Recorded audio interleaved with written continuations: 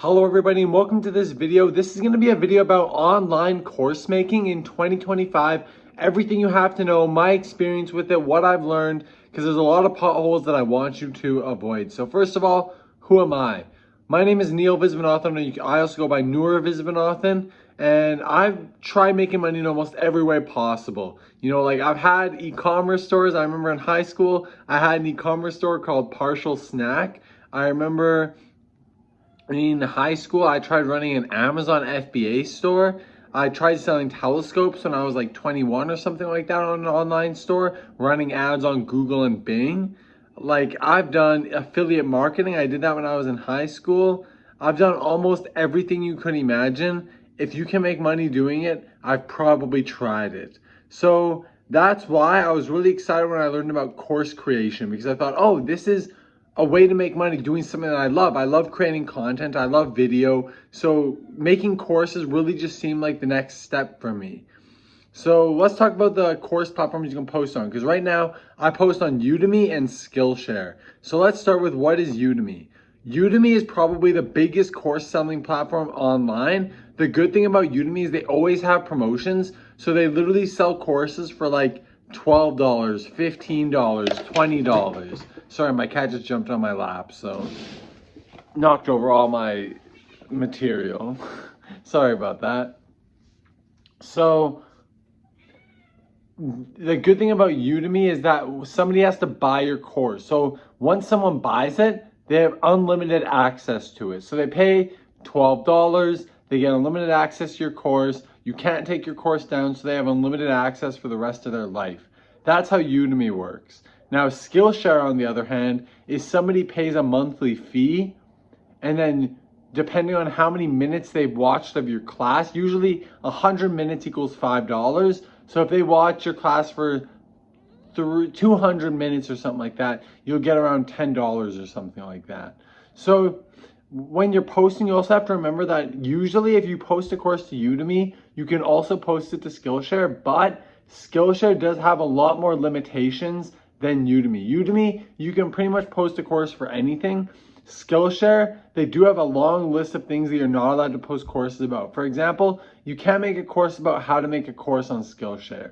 That's just something that their guidelines don't allow. So let's talk about the advantages. The advantages of Udemy and Skillshare is that you get organic traffic, you get organic sales. I posted a course onto Udemy and Skillshare about creating a perfume business, and it still gets me views on Skillshare, still gets me views on Udemy, even though I've hardly touched it. I'm sometimes active in the group chat, like in the discussion boards, but other than that, I haven't added anything to the class or anything, and it's still getting reviews, it's still getting students in it, it's still generating income. Now, I think how much it's made, I know it's made around 105 USD on Udemy, so that's like 140 Canadian. And then on Skillshare, I've made around like $80 or something like that. So around like $220 is what I've made, which, considering I put around 10 hours into the course, that means I'm making way more than minimum wage. So it's pretty worth it, I'd say. Now, the disadvantages are, if you post it onto Udemy and Skillshare, you have to get a lot of students in order to start making money. Because how the Udemy, at least the Udemy skill revenue share works, is they take, I think, around like 66% if they get the sale for you. So if their ad gets a sale, like they promote your course on Google and it gets a sale, or they get a sale just organically, somebody's on Udemy and they find your course, you only get 33% of the sale, which means since they're already only selling for like $12, $15, $20, so you really only make around like $4 on average per sale, which isn't really substantial. You have to release quite a few courses if you want to make money. That's the advice I'd give. If you want to make money on Udemy and Skillshare, you have to release quite a few courses. And you also have to remember on Skillshare, if you don't reach a certain amount of minutes in the month, then they don't pay you out at all.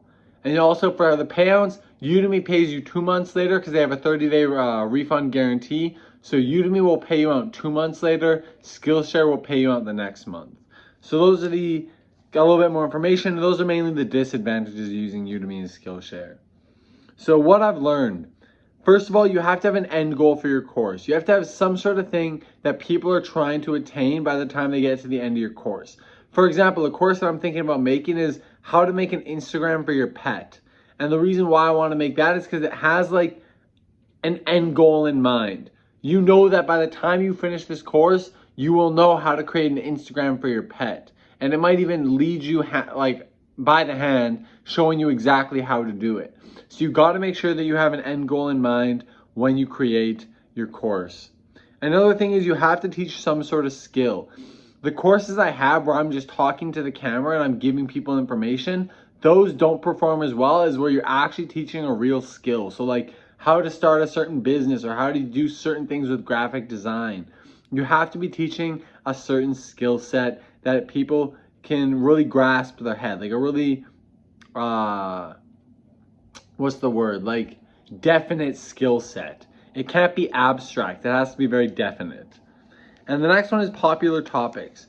You don't want to teach your class about something that isn't popular. On Udemy, they have the marketplace insights where you can see how much searches a certain search term gets in a month. So you can see what percentile it's in. So you don't see the amount of searches it gets, but you see how popular it is on Udemy. So it's split into percentages. Typically you want to pick something that's over 90 percentile because you want it to be a very, very popular course idea. Because your goal isn't really to get a big piece of a small pie, it's to get a small piece of a big pie. That's at least what I would recommend. And lastly, if you want to make courses in 2025, I've told you about Udemy, I've told you about Skillshare. What I would really recommend though is PayHip. Now what PayHip is you can host an unlimited amount of courses. They just take a 5% fee. So that means, and of course, if you pay money, you can get a 2% fee, a 0% fee. So if you start making money, then it probably would make sense to buy a plan so you're not using that transaction fee. But on PayHip, it's free to use and you can post an unlimited amount of courses. And the good thing on PayHip is you can choose how much they cost. So for example, if I was to sell another course, I'd probably sell it for like 30 USD since that's 40 Canadian. And the course I'd probably make 3 or 4 hours long instead of 2 hours. And the reason why is because on PayHip, you can make a lot more money than you could on Udemy and Skillshare. So that is the 2025 guide to creating courses. Of course, if you want to get sales organically, you don't want to do any marketing yourself, I would recommend Udemy and Skillshare. But if you want to do the promotion yourself and make a lot more money, then I would recommend PayHip. So that's this video. Hope you guys enjoyed, and I'll see you in the next one.